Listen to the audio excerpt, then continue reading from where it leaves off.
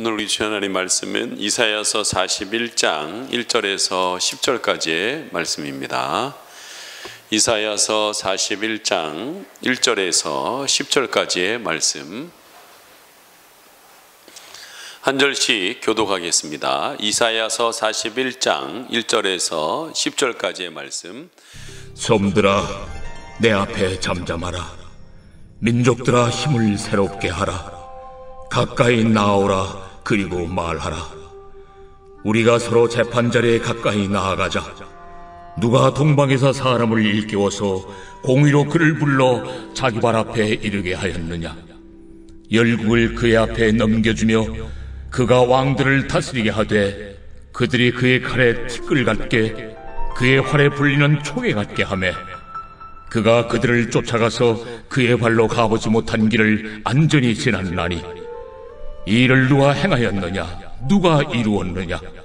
누가 처음부터 만대를 불러내었느냐? 나 여호와라. 처음에도 나요, 나중 있을 자에게도 내가 곧 그니라. 섬들이 보고 두려워하며 땅끝이 무서워 떨며 함께 모여와서 각기 이웃을 도우며 그 형제에게 이르기를 너는 힘을 내라 하고 목공은 금장색을 격리하며 망치로 고르게 하는 자는 매질꾼을 격리하며 이르되 땜질이 잘 된다 하니 그가 못을 단단히 박아 우상을 흔들리지 아니하게 하는도다.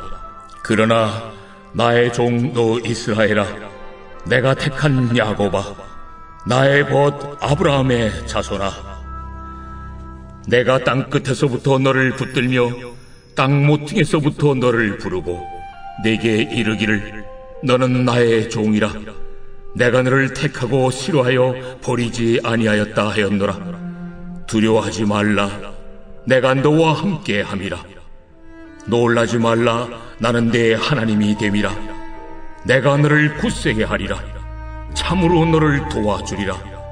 참으로 나의 의로운 오른손으로 너를 붙들리라. 아멘. 오늘 성도여 일어나라 라는 제목을 가지고 여러 말씀을 나눌까 합니다.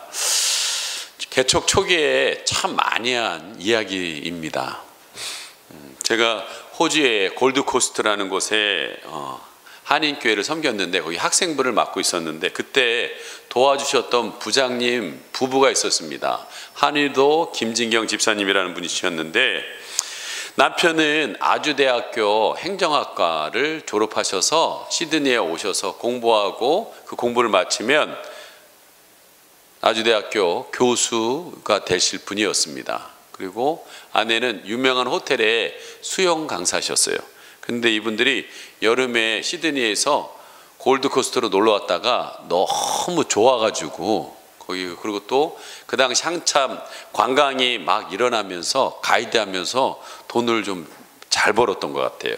그래서 교수고 뭐고 내가 한국 가면 또 교수 밑에서 그거 힘들면서 그거 하기 힘들다. 그리고 접고서 그냥 골드코스트에 안착을 하신 겁니다. 근데 저도 이제 골드코스트 한인교회 섬기면서 어느 날 비가 너무 많이 왔어요. 비가 너무 많이 와서 목사님이 성도님들 가정을 걱정해 하셔가지고 집집마다 전화해 보시라고 그래서 전화를 다 했는데 그 김진경 집사님이 전화를 했더니 전화 받는데 막 그러는 거예요. 지금 가라지에 물 빼기 지금 바쁩니다. 나중에 전화 드릴게요. 그러시는 거예요. 이 차고에 물이 들어왔나 봐요. 그래서 물 빼기 막 벅벅벅벅 소리가 막 나고 그러더라고요. 근데 그 주일날 그분이 안 나오셨어요. 몸이 아프다는 얘기를 들었어요. 그 청소 이렇게 물을 빼다가 무슨 균이 손으로 들어갔는지 모르겠지만 호주 병원에 갔는데도 불구하고 변명을 알 수가 없는 거예요. 근데 우리 한국 사람들은 이렇게 변명 알지 못하면 못 견디거든요. 그리고 바이러스 걸렸다고 하면 이게 뭐냐고 막 그렇게 하는데 답답해가지고 한국에 오셔서 삼성병원에 가서 진료를 받았는데 불구하고도 답이 안 나오는 거예요. 변명이 나오질 않습니다. 그래서 어떻게 해야 할지 모르고 낙심해 있는데 그 친정 아버지가 김진경 집사님한테 얘기한 거예요. 내가 너를 위해서 해줄 게 없구나. 우리 교회 청년부 수련회 있는데 한번 가보지 않겠니? 그래가지고 그분이 수련회를 참석했어요. 거기서 이분이 예수님을 만난 거예요. 그리고 예수님 만나니까 마음이 평안이 오고 좋아지니까 병도 호전되는 듯 해서 여러분 두 딸이 걱정돼 가지고 호주로 다시 이렇게 돌아오셨습니다. 그래서 돌아오신 뒤에 크리스마스 이브 전날에 저희 가정을 초대해서 식사를 하는데요, 식사 이후에 차를 마시는데 그분이 그러더라고요. 전도사님, 저는 한인 이 골드코스트 우리가 처음 내려왔을 때 교회가 시작됐어요. 저희가 개척 멤버입니다. 그리고 그러다 보니까 사람이 없다 보니까 여전도 회장, 그 다음에 성가대 지휘장, 그 다음에 교육부 부장, 그러니까 안 해본 게 없이 다 했습니다. 그랬는데 제가 믿는 게 아니었습니다, 이 말을 하시는 거예요. 그래서 저는 믿는 게 아니다, 이 말을 계속 제 귀에 쟁쟁쟁쟁 거리는 거예요. 그래서 하나님 앞에 믿는 게 아니라는 게 무슨 말입니까? 라고 기도하는데 어느 날 주일날 하나님께서 저에게 그것을 깨우쳐 주셨어요.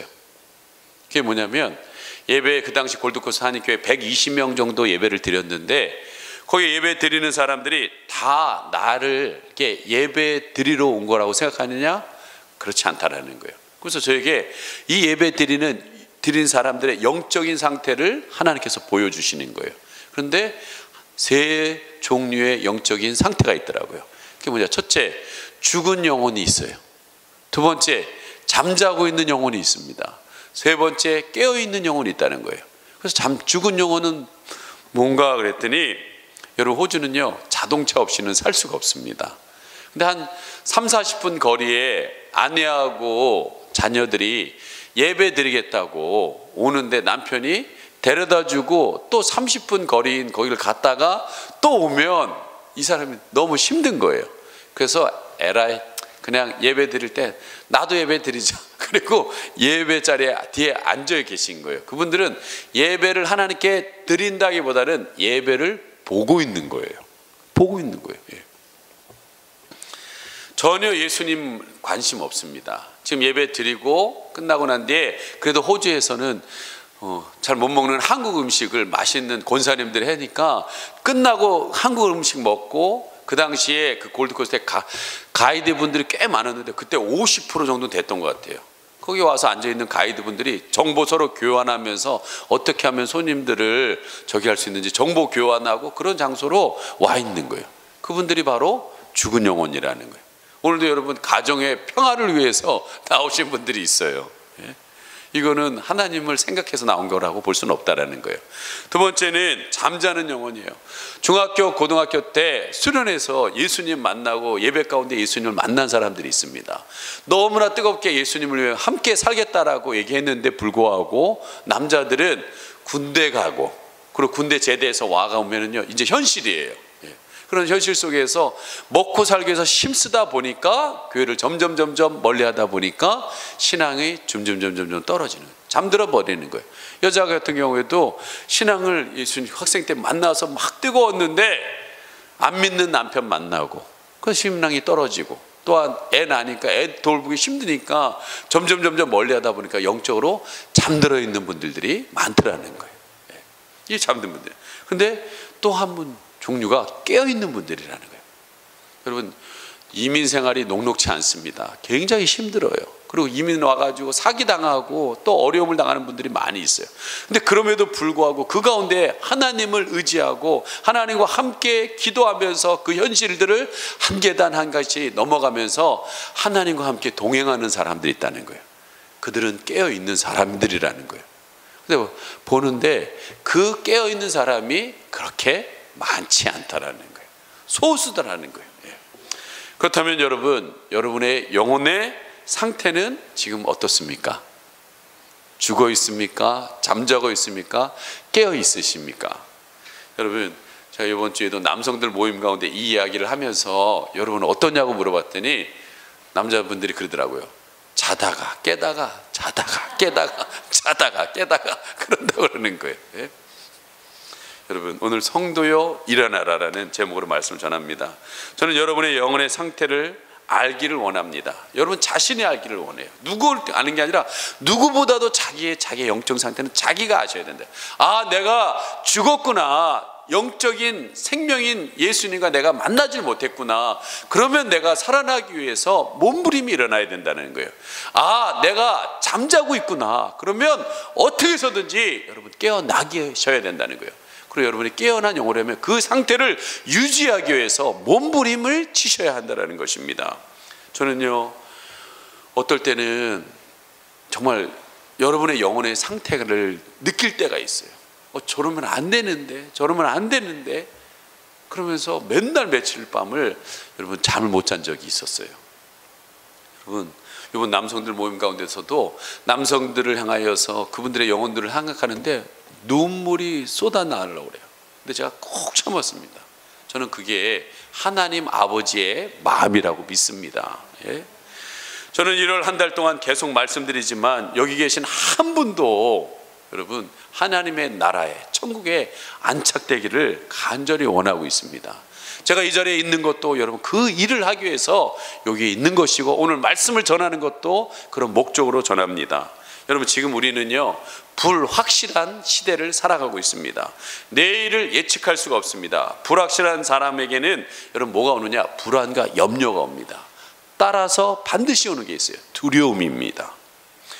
여러분 하나님은 우리를 절대로 두려움 가운데 살려고 만들질 않으셨어요. 분명히 죄를 진 후에 인간들에겐 두려움이 왔습니다. 지금도 여러분에게 지금 두려움이 있잖아요. 이 코로나에 대한 두려움, 이것이 장기화되면서 경제에 대한 두려움, 자녀에 대한 미래에 대한 두려움들, 하나님의 두려움, 내가 이렇게 살다가 하나님 앞에 혼나는 거 아니야? 이런 두려움이 여러분 우리 마음에 있다는 거예요. 저는 여러분의 영혼이 깨어있는 영혼 되기를 소망합니다. 그래서 어떠한 상황이든지 하나님의 선한 힘이 우리를 감싸고 오늘도 힘들고 어렵겠지만 믿음으로 한 걸음 한 걸음을 나가기를 원합니다. 오늘 이 봉독한 말씀의 배경이 되는 오늘 내용이 뭐냐? 불안한 미래에 대한 두려움에 사로잡혀 있는 오늘 유다 백성들을 향하여서 오늘 전하는 하나님의 위로와 격려의 메시지라는 것이에요. 여러분 이사야 선지자는 국제 정세가 요동치는 BC 7세기에서 8세기에 예언을 했습니다. 여러분 우리나라도 남과 북이 있듯이 이스라엘도요 그 당시에 북이스라엘과 남유다가 있었습니다. 근데 북이스라엘이 아수르라는 나라에 의해서 침략당해서 완전히 멸망을 당하고 말았습니다. 같은 동족이었던 이들은 잔인하게 죽임을 당하고 고통을 당하는 모습을 남유다는 바라보았다는 거예요. 그러면 뭐예요? 여러분 깨어 있어야 되는 거 아니에요? 우리도 저런 일이 일어나겠구나 라고 깨어 있어야 되는데 그럼에도 불구하고 이스라엘 백성들은 깨어 있지 못하고 하나님의 품을 떠나서 패역한 길로 걸어가기 시작했습니다. 더 안타까운 것은 하나님에게 더 가까이 가야 나갈 시기에 우상을 섬기는 일이 벌어졌어요. 여러분 점점 뭐예요? 먹구름이 밀려오기 시작합니다. 이 남유다도 곧 멸망할 먹구름이 밀려오고 있어요. 이런 안타까운 상황을 보면서 이사야 선지자는 장차 유다 백성들에게 임할 하나님의 진노의 말씀을 선포합니다. 장차 바벨론으로 너희들이 끌려가게 될 것이고 종노릇하게 될 것이다 라고 얘기하고 있습니다. 그리고 너희들이 그렇게 믿고 있는 이 성전도 무너지고 불태워지고 그 안에 있는 모든 이런 성전의 여러분 물품들이 다 그쪽으로 빼앗기게 될 것이다.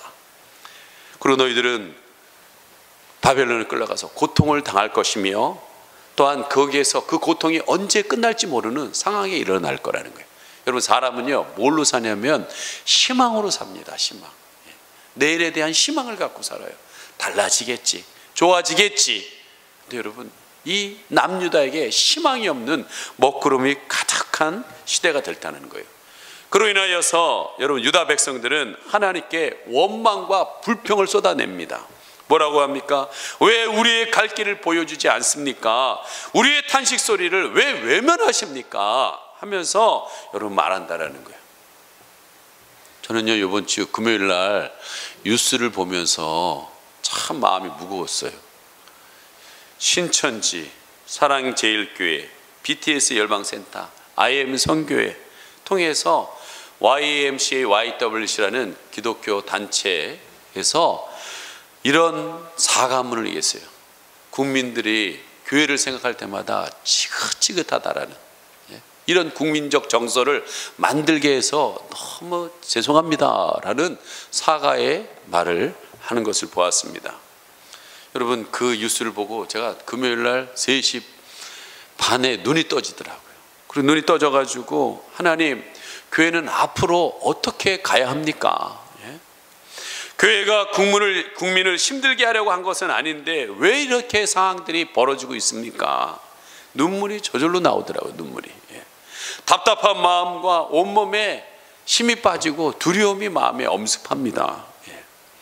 왜 우리의 길을 보여주지 않습니까? 왜 우리의 탄식 소리를 듣지 않습니까? 여러분, 유다 백성들의 이 원명과 불평 가운데 그때 하나님이 들려주신 말씀이 있다라는 거예요. 그게 뭐냐? 이사야서 40장 28절에서 31절입니다. 우리 같이 한번 읽어보겠습니다. 시작. 너는 알지 못하느냐? 듣지 못하느냐? 영원하신 하나님 여호와 땅끝까지 창조하신 이는 피곤하지 않으시며 곤비하지 않으시며 명철이 한이 없으시며 피곤한 자에게는 능력을 주시며 무능한 자에게는 힘을 더하시나니 소년이라도 피곤하며 곤비하며 장정이라도 넘어지며 쓰러지되 오직 여호와를 앙망하는 자는 새 힘을 얻으리니 독수리 날개치며 올라감 같을 것이요 다른 박질하여도 곤비하지 아니하겠고 걸어가도 피곤하지 아니하리라. 저는 이 말씀 가운데 이사야서를 통해서 듣는 메시지가 있습니다. 그것은 뭐냐? 너희는 더 이상 원망하거나 좌절하지 말고 잠잠히 하나님을 바라보라는 거예요. 저는 이 시기 가운데 우리가 해야 될 일은 하나님을 잠잠히 바라보셔야 될 줄 압니다. 너희들이 비록 우상을 숭배하고 패역한 길로 걸어가고 지금 이런 고생을 하고 있지만 다시 한번 힘을 내 일어나라는 거예요. 지금 역사하던 하나님께서 다시 한번 너를 도와줄 테니 일어나라라고 얘기하고 있습니다. 그 말씀의 결정적인 것이 뭐냐? 오늘 41장 10절의 말씀입니다. 다시 한번 읽어보겠습니다. 시작. 두려워하지 말라. 내가 너와 함께함이라. 놀라지 말라. 나는 내 하나님이 됨이라. 내가 너를 굳세게 하리라. 참으로 너를 도와주리라. 참으로 나의 의로운 오른손으로 너를 붙들리라. 여러분, 하나님 우리를 향해 뭐라고 얘기합니까? 두려워하지 말라고. 두려워하지 말라고. 여러분, 이 말씀을 하시는 주체는 내가 말한다라는 거예요. 여러분, 오늘 나를 강조하고 있다는 거예요. 그러면서 말씀하시면 참으로 의로운 손으로 너희를 붙들어주고 인도하겠다라고 얘기하고 있습니다. 여러분, 하나님께서 우리가 잘못된 삶을 살았는데도 불구하고 그것을 무마하면서 괜찮아 그런 차원이 아니라는 거예요. 여러분, 똑같은 말을 해도요, 누가 하느냐에 따라 다릅니다. 여러분, 어떤 문제가 생기면 대변인이 나와서 얘기합니다. 우리가 이런 잘못을 했습니다 라고 얘기해요. 그래도 문제가 해결되지 않으면 장관이 나와서 얘기합니다. 잘못했습니다 이렇게 얘기해요. 근데 해결이 안 되면 누가 나옵니까? 마지막은 여러분, 대통령이 나와서 본인은 이라고 얘기하면서 이 대부분의 문제를 책임지고 풀어갈 수 있도록 하겠습니다 하면서 문제 해결의 단초가 되고 있는 것을 보게 됩니다. 여러분, 하물며 지금 믿는다고 했던 우리들의 잘못을 인하여서 지금 하나님이, 대통령과 같은 하나님이 나오셔서 지금 얘기하는 거예요. 내가 책임지겠다라는 거예요.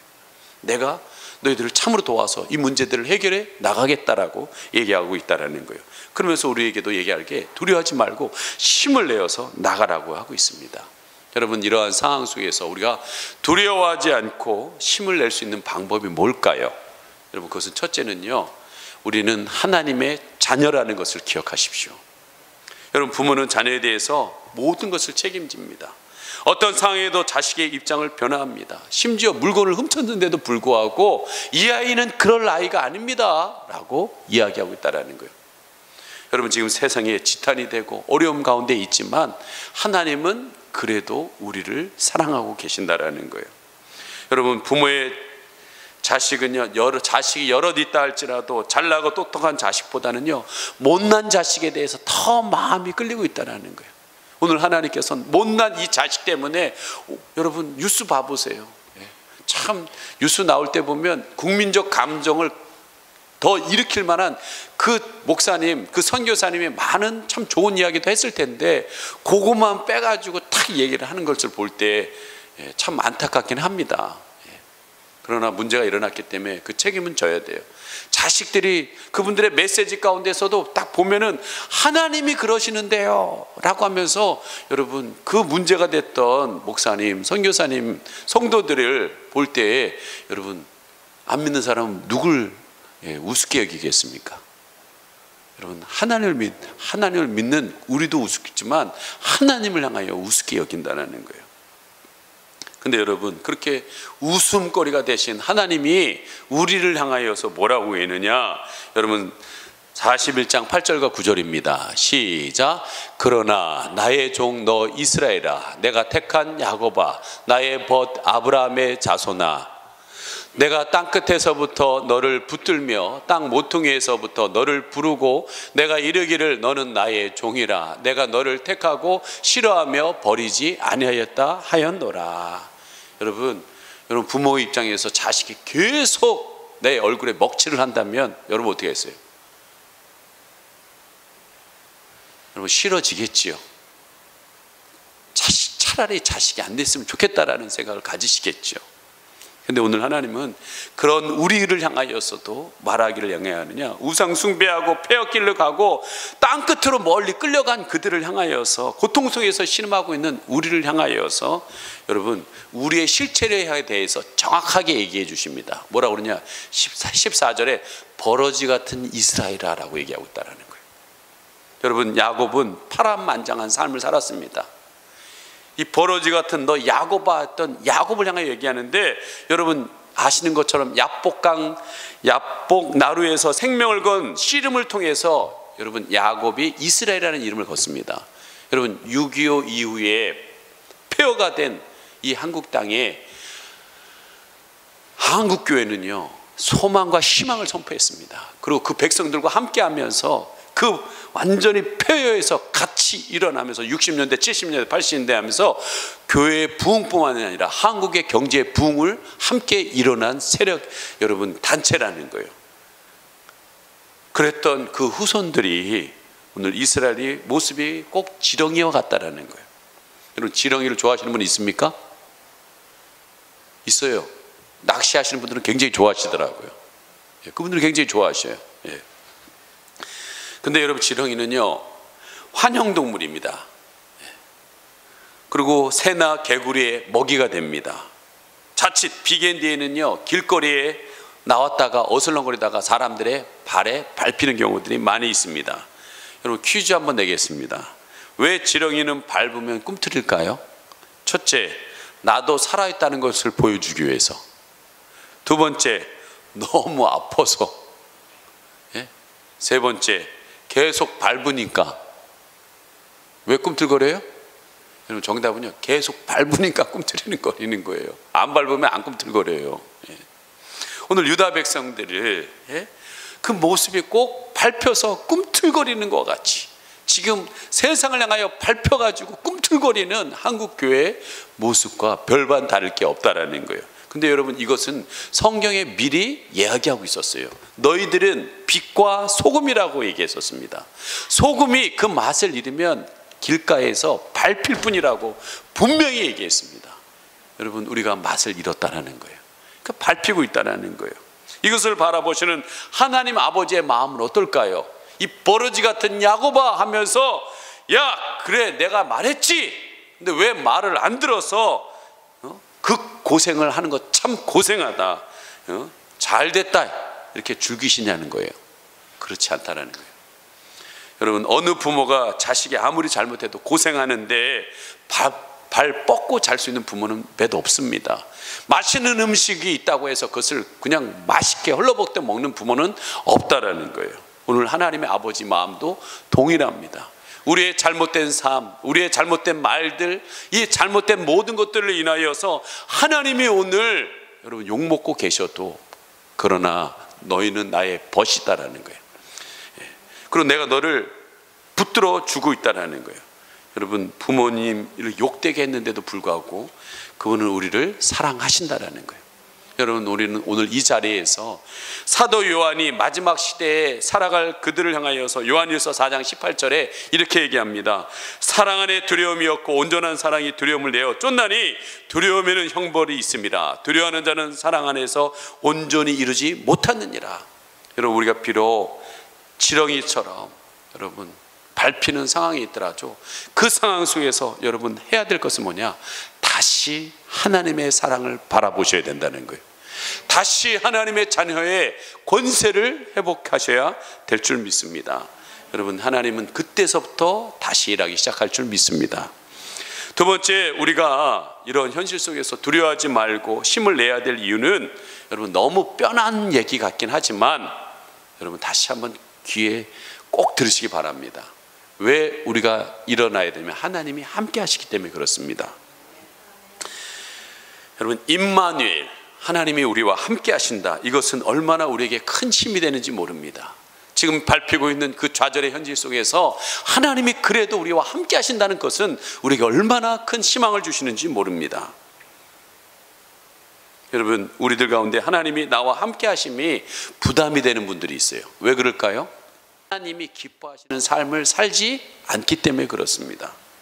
때로는 우리 자신들이 교만하기 때문에 하나님이 도와주지 않아도 잘 될 것 같다는 착각 속에 살아갑니다. 많은 경제의 부흥으로 인하여서 우리 한국 성도님들이 여러분 신앙을 잃어버리셨어요. 그리고 하나님 제발 좀 내버려 두세요. 제 일은 제가 알아서 합니다. 하나님을 여러분 벌써 멀리한 지가 오래되었다는 거예요. 여러분, 이런 모습이 우리의 모습이 아닙니까? 우리가 자녀를 양육하다 보면 흔히 듣는 말들이 있습니다. 부모님의 입장에서 자녀를 향하여서 자신의 경험과 이렇게 살아야 된다는 것을 간절히 얘기하는데 그 자녀는 이렇게 얘기합니다. 내버려 두세요. 내가 알아서 합니다. 내버려 두세요. 예? 자꾸 부모님을 떠나려고 그래요. 부모님의 말을 듣지 않으려고 합니다. 여러분, 당장에는 그것이 자유인 것 같고 여러분 편한 것 같지만 그렇지 않다라는 거예요. 여러분, 이제야 밟혀보니까 하나님의 말씀대로 살지 않는 것이 이런 결과를 낳는구나라는 것이 우리 안에서 깨달아지고 하나님 앞에 돌아와야 된다는 거예요. 여러분, 함께 하시는 하나님을 경험하고 그와 동행하는 사람은요 분명히 압니다. 이것이 행복이라는 것을. 어떤 한 어린아이가요 하나님께 한 장의 편지를 썼어요. 친애하는 하나님, 오늘 금요일에 우리는 2주간 휴가를 떠납니다. 그래서 교회를 빠지게 되었습니다. 우리가 교회에 돌아올 때까지 교회에 잘 계시기 바랍니다.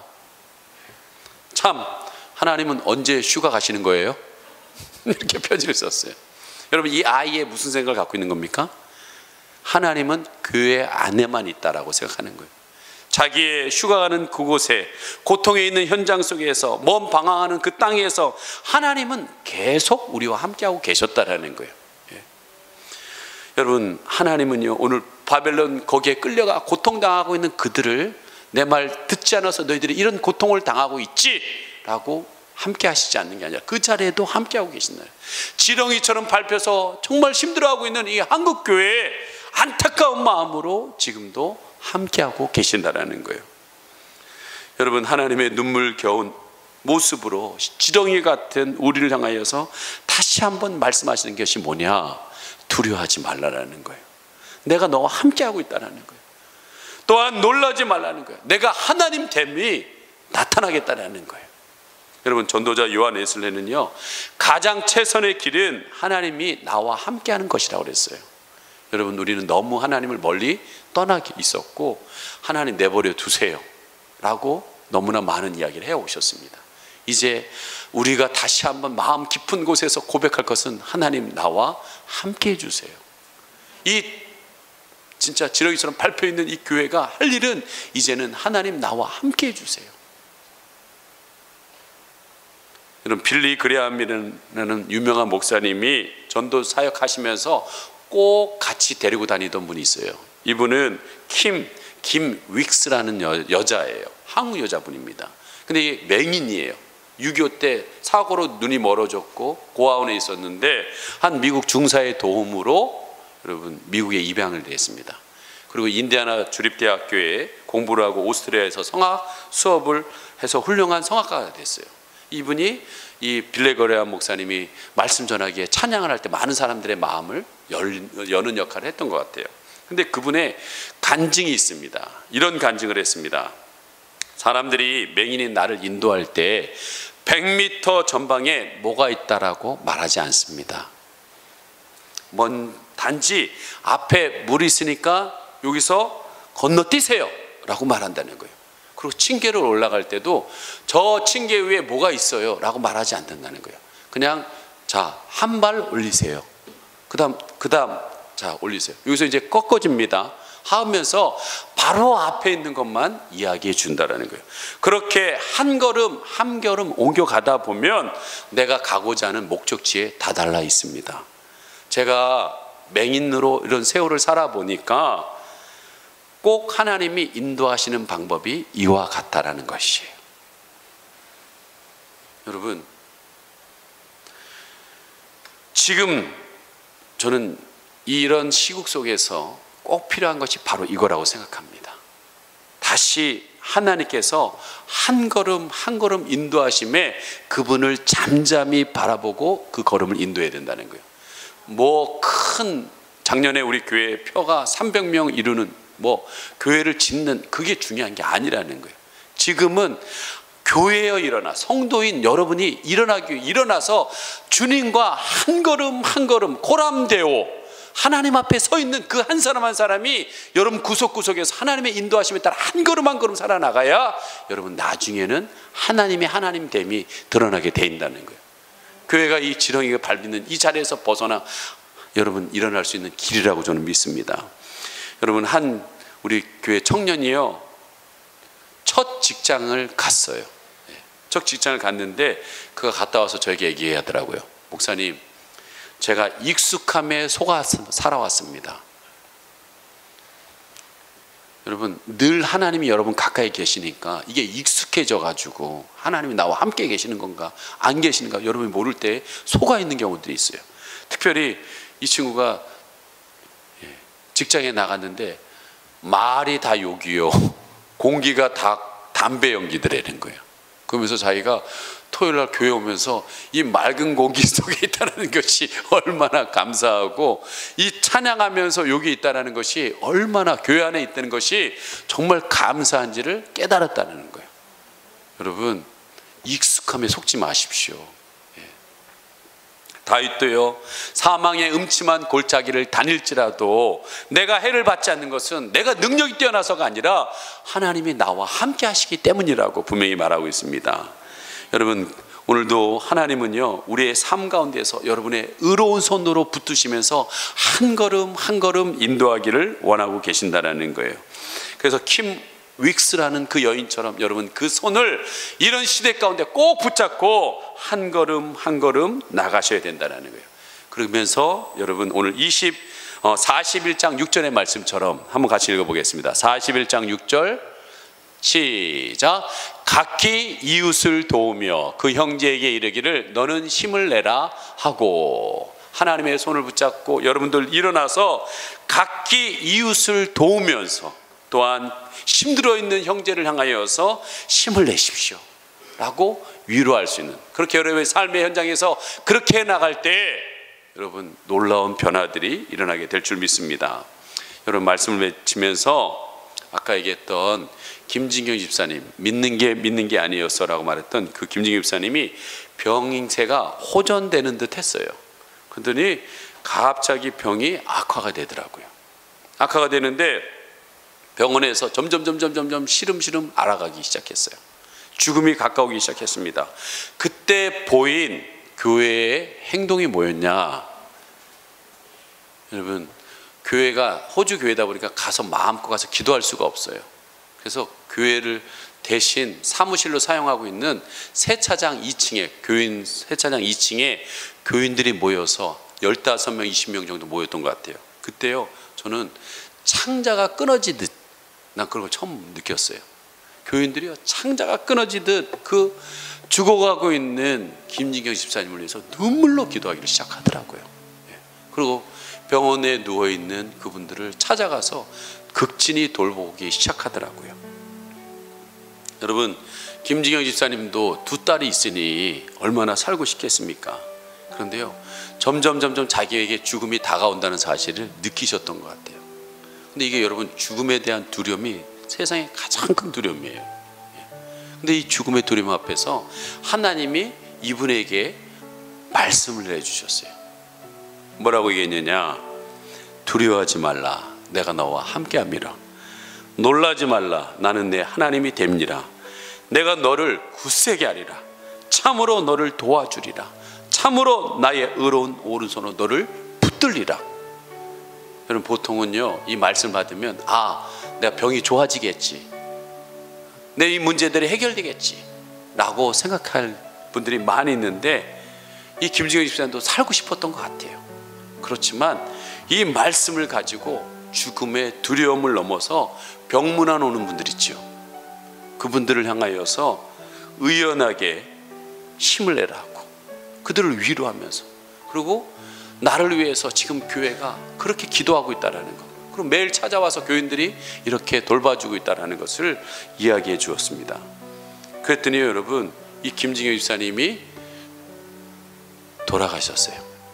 그것도 39에 젊은 나이에 돌아가셨습니다. 근데 그 죽음 이후에 이 골드코스트 5,000명 정도 모이는 교면, 그 당시에 5,000명 모이는 그 교민사회에 놀라운 일이 벌어졌습니다. 그게 뭐냐면 사람들이 교회로 오기 시작하더라고요. 왜 왔나 내가 가만히 봤더니요, 이 39의 건강의 대명사인 김진경 집사님이 죽음을 보면서 이분들이 충격을 받은 거예요. 우리 그때 골드코스트에는 30대 후반에서 40대 초반의 젊은 부부들이 이미 많이 와 있고 어른들이 별로 없어요. 죽음을 본 적이 없어요.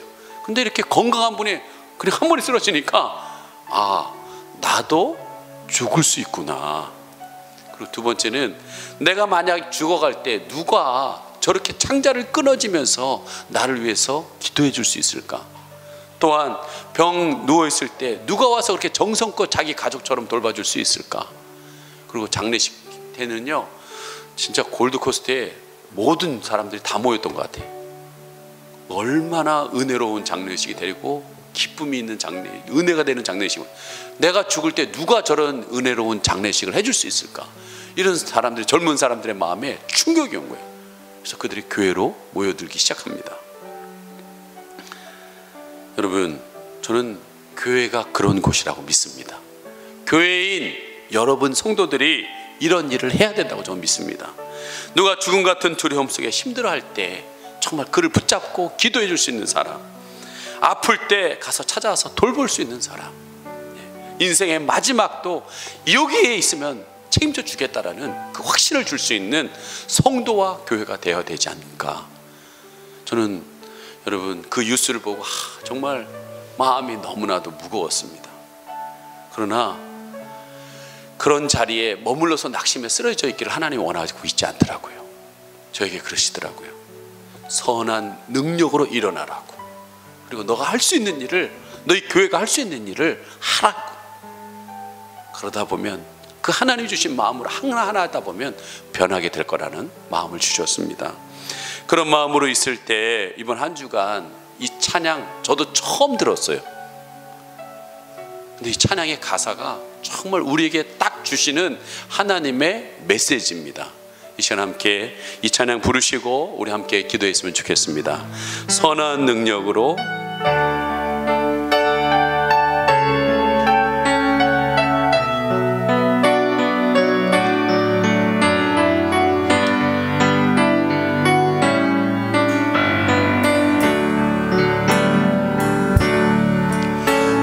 선한 힘에 고연히 감사하여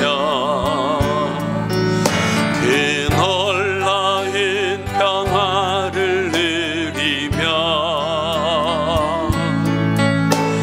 나 그대들과 함께 걸어가네.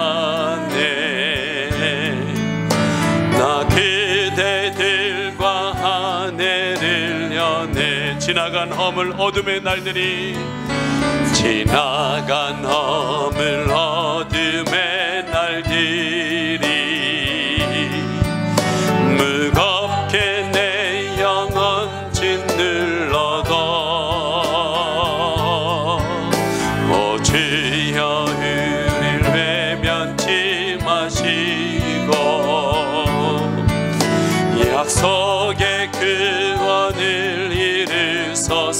그 선하님이 우리를 감싸시니 믿음으로 일어난 일 기대하네. 주 언제나 우리와 함께 계셔. 하루 또 하루가 늘 새로워. 주께서 밝히신 작은 촛불이, 주께서 밝히신 작은 촛불이 어둠을 헤치고 타오르네. 그 빛에 우리 모두 하나 되어 오늘이에 비치게 하소서. 그 선하님이 우리를 감싸시니, 그 선하님이 우리를 감싸시니 믿음으로 일어날 일 기대하네. 주 언제나 우리와 함께 계셔. 하루 또 하루가 늘 새로. 이 고요함이 깊이 번져갈 때, 이 고요함이 깊이 번져갈 때, 저 가슴 벅찬 노래 들리네. 다시 하나가 되게 이끄소서. 당신의 빛이 빛나는 이마. 그 선하님이 우리를 감싸시니, 그 선하님이 우리를 감싸시니 믿음으로 일어날 일 기대하네. 주 언제나 우리와 함께 계셔. 하루 또 하루는 늘새. 그 선하님이 우리와 함께, 그 선하님이 우리를 감싸시니 물어 일어날 일 기대하네. 주 언제나 우리와 함께 계셔. 하루 또 하루. 우리도 손들고 하나님을 찬양합니다. 그 선하님이 우리를 감싸시니, 그 선하님이 우리를 감싸시니 믿음으로 일어날 일 기대하네. 주 언제나 우리와 함께 계셔. 하루 또 하루가 늘 새로워. 비록 유다 백성들처럼 하나님 말씀하셨음에도 불구하고 하나님 말씀을 떠난 삶을 살았던 우리의 삶의 결과로 지렁이처럼 밟힐 수밖에 없는 상황 속에 있는 우리의 모습을 보게 됩니다. 우리 교회의 모습을 보게 됩니다. 너무나도 실망과 좌절에 우리의 마음을 누르고 있고 두려움이 우리의 마음을 누르고 있지만, 그 자리에서 하나님은 찾아오셔서 우리와 자녀인 우리를 인하여서 욕을 먹고 무시를 당하는 우리 하나님께서 그럼에도 불구하고 자녀인 우리를 선한 힘으로 감싸주시는 줄 믿습니다. 하나님, 이 자리에서 다시 하나님 우리의 잃어버렸던 믿음, 죽어있던 나의 믿음, 잠자고 있던 나의 믿음 깨어나기를 원합니다. 믿음으로 하나님 다시 일어나 하나님과 함께 그 하루를 하나님과 함께 살아갈 수 있게 해달라고 이 시간 함께 우리 주여 한번 부르시며 기도합니다. 주여. 하나님, 잘못했습니다. 죄송합니다. 우리가 하나님의 말씀대로 살지 못하고 하나님 아버지, 하나님 우리가 바른 삶을 살지 못하였음을 회개합니다. 교회가 하나님 빛과 소금의 역할을 감당해야 되는데 너무나 하나님 어둠과 하나님 아버지, 하나님의 아버지 더 하나님 맛을 쓰게 하는 존재가 되었습니다. 주님 용서하여 주시옵소서. 교회는 원래 그런 존재가 아님을 고백합니다. 성도는 그런 존재들이 아닌 줄 압니다. 하나님 아버지, 하나님 다시 하나님 앞에 나옵니다.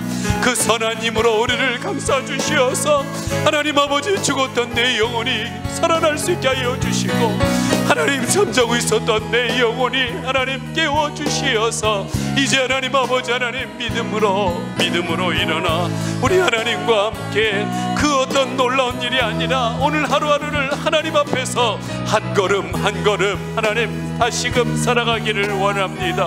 주님 다시 한번 우리를 붙잡아 주시옵소서. 하나님, 우리의 이 걸음걸음이 하나님의 어려운 이웃들을 살리고 힘드는 영혼들에게 힘을 줄 수 있는 하나님의 귀한 통로가 될 수 있도록 도와주시옵소서. 하나님, 우리를 불쌍히 여겨주시고 긍휼히 여겨주시옵소서. 그 선한 힘이 우리를 감싸시니 물어 일어나는 기대하네. 주 언제나 우리와 함께 계셔. 하루 또 하루가 늘 새로워. 하루 또 하루가 늘 새로워. 아멘. 지금 우리 주 예수 그리스도의 은혜와 하나님의 그 크신 사랑과 내주하시는 성령의 교통하심이 어떤 상황 속에서도 하나님과 함께 믿음으로 한 걸음 한 걸음 나가기를 원하는 귀한 성도님들 머리머리 위에 지금으로부터 영원히 함께 있을지어다. 아멘.